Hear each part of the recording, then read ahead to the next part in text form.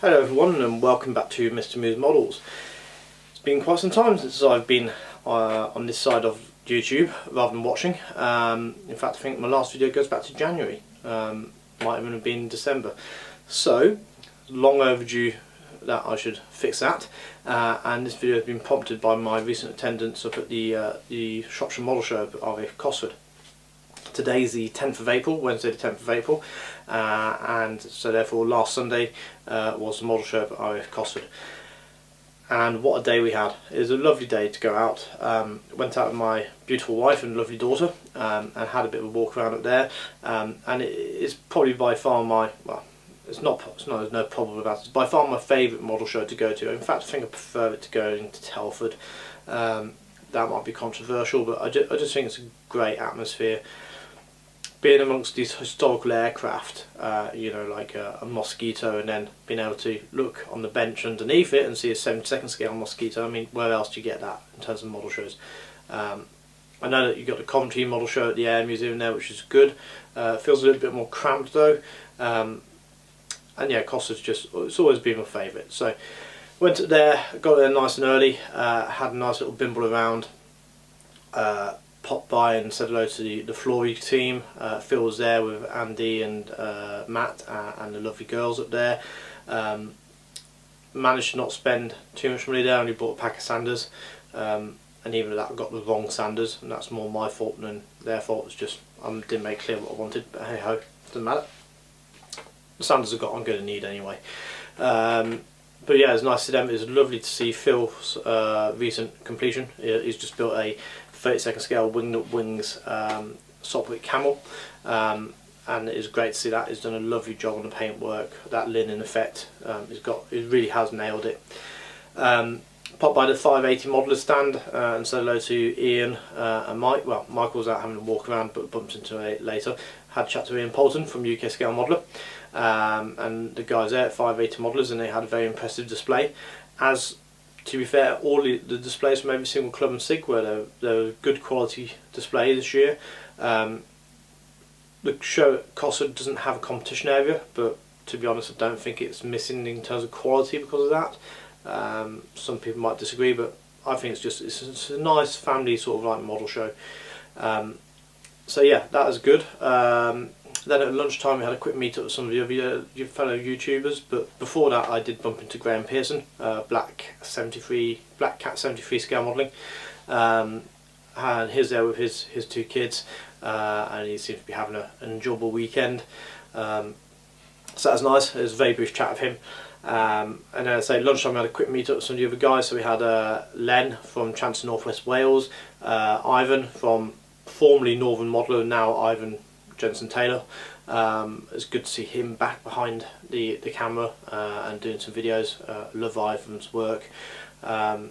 Mike from Mod Art 633 and Ian from UKscalemodeller, and a chap called Rob, who I hadn't met before. I think he's relatively new coming. His channel, I think, is, if I'm not wrong with this, TMD Baggies. Now, he's a scale modeller but also a model trains enthusiast. He's relatively new to YouTube by the looks of it. I think he's only got about 17 subscribers. So go check him out. I'm going to be linking all the channels below in the description of the video.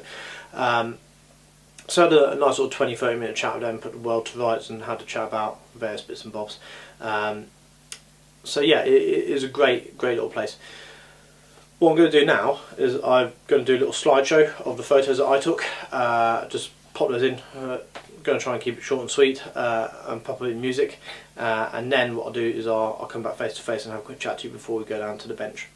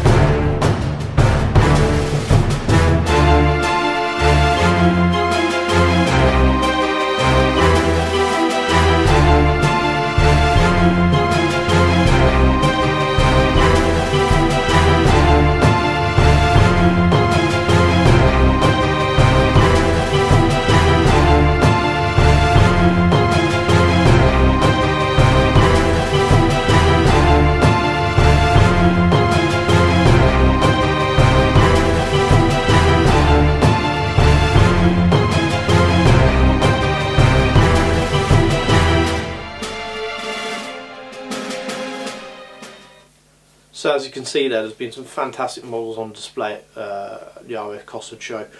As I say, I haven't got photos of everything, far from it, but you know, just snapped away at a few models that kind of took my fancy. It's one of those, having wife and daughter there, I didn't really want to be really Iraqi and take a photo of every single model. Plus some of them we've kind of seen on the circuit before, but nevertheless I think the work's cracking quality, and I'm going to pay my respects to those who make a model, then put it on show at a model show, and those who enter the competition even more so, because you're just opening yourself up to criticism left, right and centre, and fair play to you for doing it, and thank you for showing us your work. It's really appreciated, you know, and inspirational. You know, you go around and see some of the displays are absolutely fantastic. I mean, the one which jumped out the most to me was the one of, well, and we talked about this at lunchtime. Probably not one jumped out the most to me, but one that jumped out and we talked a lot about amongst other YouTube modelers was that Kingfisher on top of the turret, the battleship turret. That is just an out of this world little presentation. It was great to see. So that's that. So what I'm going to do now is pop the camera down at the bench down there, and we'll go through what I have been working on, and show you where I've got to with that. Okay then, so what have I been working on? Well, not much is the easy answer. I haven't been able to get in here much to do anything. Well, nowhere near as much as I'd like to. But anyway, when I have been here, I have been working on a few little bits and bobs. Just bring this out here. So this is the Augusta 109. Let's pop that down there. That I've sort of started to pick up again, which is quite nice. I do want to try and get this one finished. I'm just going to bring it a little bit tighter. There we go. And we'll just zoom you in. There we go. So this, I think last time you saw it had been primed, I think. Since then I have painted it. So Tamiya X2 white underneath, and MRP 184 signal red on top. I know the red isn't quite the right red for the Vega scheme that it's representing, but it's going to be close enough for me, to be honest. I need to do some detail painting on this now, and then it can have a gloss coat and then get deckled. So that is that. There we go. It's looking okay. The masking was a little bit of a bugger, especially around the sides here, just to get that curve. So that was Tamiya tape for curves, which I quite like. Some people don't like. I know my good friend Luke doesn't like it that much, but I do. So yeah, it's coming out okay. Masking off the canopy and stuff was a little bit of hard work. The side doors there just tacked in with some PVA for the minute. So that's that. I have got a little bit of overspray just down there. I don't think you'll be able to see it unless I bring you nice and tight. A little bit of overspray just there, as you can see, which, oh, not sure what my camera just did then. Anyway, just bring you back out. There we go. So that's that. Also worked on the main rotor blades, so they have been started the painting process. So some metallizers to start with. I think that's Tamiya XF16, the yellow band, which is Tamiya XF3, and that now just needs a grey coat, well, black / dark grey coat. So that's the Augusta 109. In other news, I've been working on this little buddy here, so just moving again out of the way. This is Airfix's 1/72nd scale BAE Hawk red arrows. This is going to be built in the classical markings with the vertical stripes on the fin. Not sure what state it was in last time I showed you, or whether I have shown it to you at all, but that has been primed with Steiner Res, and then we had a base coat of Tamiya pink X17, and then the MRP 184 over the top of it. I've been told that putting pink underneath gives a nice red, and I'd have a tendency to agree with that. I think it looks very nice. There seems to be a couple of areas here just in the middle which I think the sort of primer has bled through on a little bit, although on camera it doesn't look too bad. So that now needs to have a gloss coat really. I might just touch up some parts of the red, gets gloss coated, and then we'll start deckling on that one. Actually no, tell a lie, prior to that, I just need to paint on the canopy here. This is like a creamy yellowy colour band. I need to do that first. I've also painted some of the smaller parts, so air brake doors, landing gear bay doors, they need the interior colours painting. The wheels have been painted as well, so making some progress. Last but not least, this has been stored quite a bit really. I think once again last time you saw this was in primer maybe. Just let me move things around. So since then it's primed all over. I'm going to say, can't remember. The black colour is certainly a primer, that's AK microfiller and primer black. So we have that top and bottom. We then masked off the white. Which way did I do this? Actually, I tell a lie. I think this must have had a grey Stylo primer base, painted the areas white for the invasion stripes, then masked them off to paint the black. So as I was painting the black on the invasion stripes, I painted it all black. That's how I did it. Painted it all black so I can do sort of a mottling effect with some black basing. Underneath, obviously, the invasion stripes are being fully marked off to protect them in the future. However, on the top they haven't. Was according to the decor references from Hans, the paint scheme was applied over the invasion stripes, and therefore you could see some of those shades of lighter and darker shades because of the invasion stripes. So that's that been done. Also, I've been working on some of the smaller parts. So the undercarriages are all together. There we are. Just let's bring you in a bit tighter. There we go. So they're all done, painted off. I'm quite happy with the way they've come out. I did put a little oil wash on them, nothing too stark, just to bring out some of the details. But I might have to revisit that and just see where it needs a bit more. And that's about that really. So with that, I haven't really got anything else to show you in terms of work in progress on the bench. I haven't made any new starts on any kits or anything like that. The Tucano is well and truly stored. That's gone back in the box. So with that, I'll pop the camera back up to face my ugly mug, and we can have a talk about the what purchases I've made. So you've just seen what I've been working on, and there hasn't been that much progress really. The project's sort of grinding along gently. I do hope to get them finished, as I said, but hey ho. Nevertheless, that hasn't stopped me from buying things. However, I've kind of like agreed with the other half that I don't need any more kits, seeing that I'm not going to be having anywhere to do my modelling so much by so much in the future. As in, I'm losing the man cave, which I've talked about many times.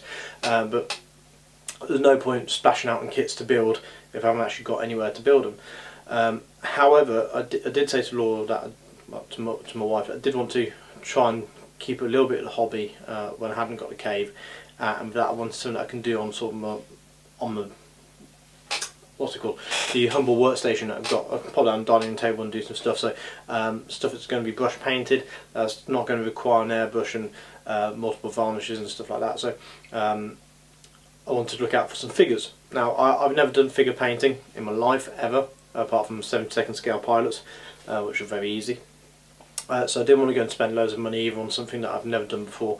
But I've got in my mind sort of like to get some of the old Tamiya figures and to do some little vignettes. That's the idea. So when we were at Cossard, that was basically the only sort of thing I was looking out for. And with that, these are what I got. So these are Tamiya's 1/35 scale. It's quite an old tooling. It's a US gun and mortar teams that have paid a $5 for this, and the idea being, as you can see, it's sort of like a mortar crew, a bazooka crew, it's not a loose gun, was it? Browning 30 cal, 1917 Browning 30 cal machine gun. So the idea being, I'm going to sort of like try and do a little vignette, and I can work on those on my desk. So on the table. So that's that kit that I purchased. The only other kit I purchased there, and this was a bit of an impulse buy, was this. This is Hasegawa's 1/72 scale AV8B Harrier 2 Plus. You know I like that. I like my Harriers. Basically I've got the whole British family now. I've got an AV8B with the first generation, it's Gulf War generation. I haven't got the later generation, so the one with the radar, which is an APG65, which I think is the same as in the Hornet. And I haven't got the AV8A, so I was only missing those two. So I saw this under the table at a SIG. I think it is the Cold War SIG. Paid £8 for it. Asked the chap, can I have a quick check in the box? Which I did, like that. You can see it looked all fine. Okay, the bag had been opened. Instead of the bag had been opened, it was like, I gave me £8. Got home, had a look into it, and found out I'm missing a sprue. And it's not just any sprue that's missing, it's the whole of the fuselage on one side of the fuselage that's missing. So that now is £8 worth of paperweight. I sent an email to the SIG leader that I found on IPMS's UK's website, explaining my predicament, saying I don't know who sold it to me, but if they could they just clarify whether it was meant to be sold as missing parts, because not labelled to that effect, and also asked whether you know, it might be a mistake, he might have the sprue kicking around at home, so who knows. C'est la vie. Other than that, what else did I purchase? I purchased a few little bits and bobs, sort of accessories. First thing I purchased was this. Let me see if I can get in focus. Come on, focus. Focus. Not me. There we go. So this is Air Graphics. They're a relatively new company and doing 70-second scale aftermarket stuff.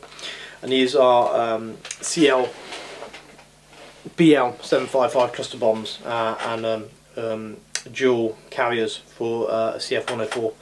So got that. Just pop myself back, sorry. I also got myself some brushes.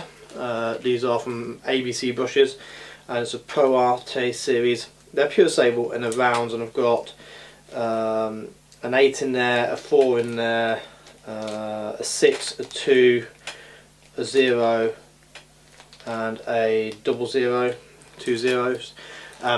And this being for the idea that I'll be able to use these for doing the figure painting. That's that. Also, whilst I was rummaging around, I found some masks. These are Edouard masks. That's for Revell Typhoon, and that's for a Hasegawa Hornet, both of which I've got in the stash. So that was £5 for those two, which is a relatively good bargain. Other than that, I got some books. And the books I got were these two. These are World Air Power Journal, both of them. Picked these up for £2 each, £4. You can pick them up quite cheap on eBay, but you have to pay postage. These are great reference books, in the fact they generally sort of go in and take sort of like, they're out of date by the fact that the information about which aircraft is being purchased by which nation and this, that and the other is all very 1990s. However, if for example you want to do early generation F-16s, this has got some great reference photos. So I paid £2 for those each, and the chap is Black Mike's Models, I think it was. Also chucked in the index free of charge. So happy with that. Also got myself some flory sanders. They're tucked away in the spares box, so I'm not going to get those out. And that rounds up my purchases for COSUD. Other than that, what I've been purchasing outside of COSUD and things like that, and I've I say not buying any kits, but I have been spending a bit of money on books. Some more of the World Air Power journals. These I've been finding some really good bargains on World of Books on eBay. They sort of do like the book for £2.99 plus free postage or something like that. So and last on there. I do have another one I bought for eBay that's been delivered to one of my neighbours, which is a little bit annoying, because I would have liked to have had it here, but when the Royal Mail sent it from the chap who bought it off eBay, they put the wrong address in.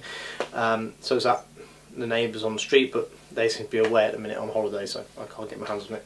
And the last one which came in today is this.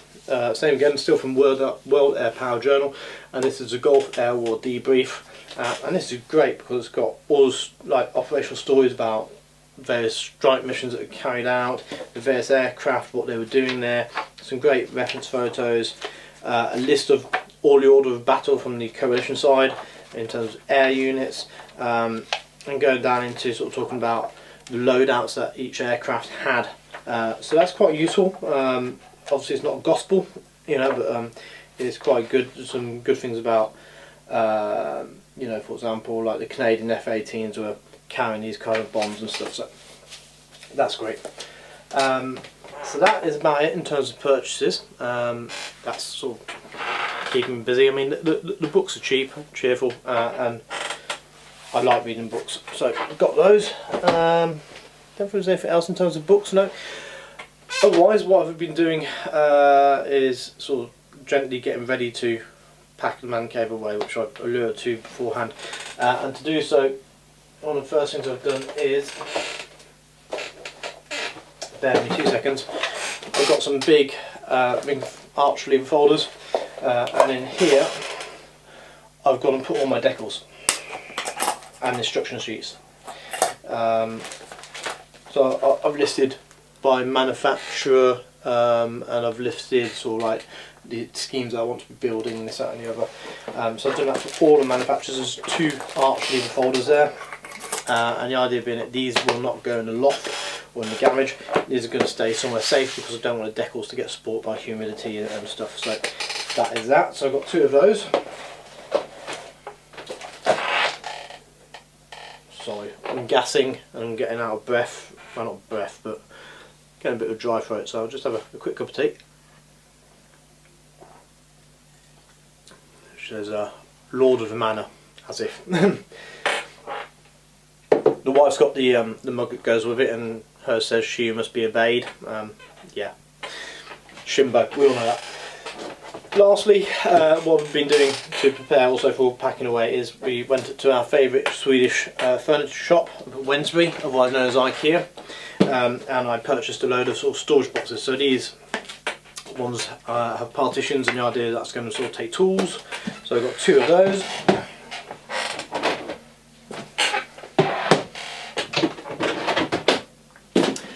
Two dark heavy ones, which are a bit more robust, so I'm thinking for aftermarket, and sort of smaller bits that I don't want to get lost and want to keep nice and safe. So 2 of those as well. Sorry. And then, well, what I'm going to do here is I'm probably actually going to just turn the camera if I can, and then drop you down. Then just down here, as you can see, just let me pop out, there we go. I've got 3 big and 1 medium sort of storage boxes to put the kits in for when they go up into the loft. So that's that. Other than that, I've been quite busy on ScaleMates as well, sort of inventorying everything. So I've inventoried all my kits, reference books, paints, sanders, stuff like that. So I've got a reference of what I've got in stock. So if everything's up in the loft, then I do sort of have a bargain, should we say, at a scale model show. I can just have a quick look on the phone and say, oh, I haven't got that. So that took quite a bit of time. It was good fun. Done a lot of contributing as well on ScaleMates because there's quite a lot of things that weren't on there, so I had to update that. But that's all kind of, yeah, it's enjoyable to do. So yeah, that's about it really. So what's going to be next, as I say, is me sort of starting to pack away this place. I haven't figured out yet what I'm going to be doing with the built kits.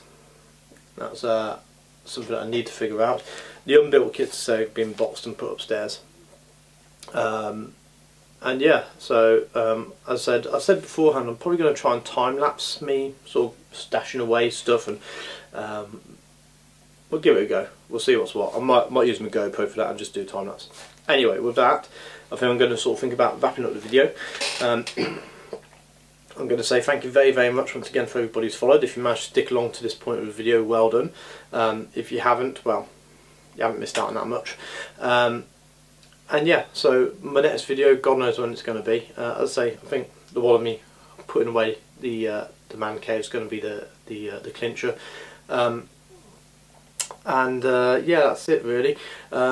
I might be going down to the Milton Keynes model show. I might take my father-in-law to that. Normally we go to Costa together, but we didn't this year. I took the wife and daughter, so I think I'm going to have a boys' day out, and I'll leave the wallet at home, so I don't buy anything. So that's that. And then Telford. Yeah, I'll be going to Telford this year. Always tried to get to Telford. It's a great weekend. It is a pity it's on Remembrance Sunday, because I'd like to go to Remembrance Sunday parade as well. So I don't know, maybe I might try and combine the two up at Telford this year, go to the Remembrance Sunday parade and then go to the model show afterwards. We don't know, we'll see. So that's that. That's enough waffle. So I'm just going to finish up by saying thank you to you guys. As always, if you want to comment, pop a comment down there. I do try to get back to you if I can. And yeah, that's about it really. So I haven't got much more to say. Sorry.